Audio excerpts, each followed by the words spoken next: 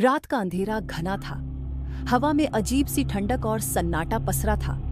गांव के बाहर बने पुराने कब्रिस्तान में सिर्फ एक इंसान मौजूद था, रवि।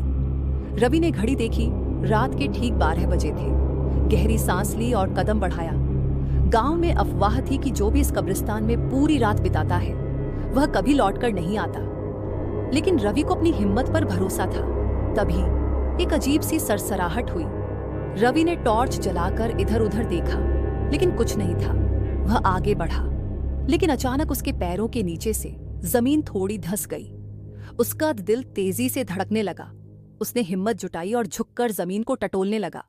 तभी खर खर एक धीमी मगर भयानक आवाज सुनाई दी, जैसे कोई जमीन के नीचे से बोल रहा हो। रवि का गला सूख गया।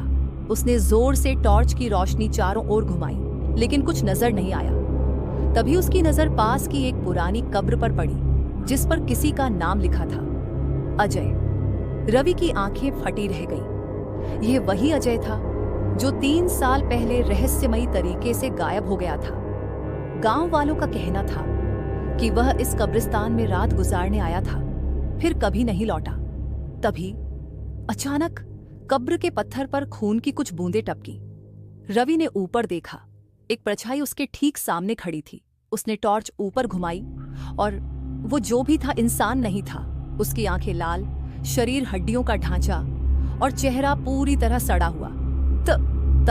तू कौन है? रवि ने कांपते हुए पूछा। वो परछाई मुस्कुराई। तुम्हें नहीं पता?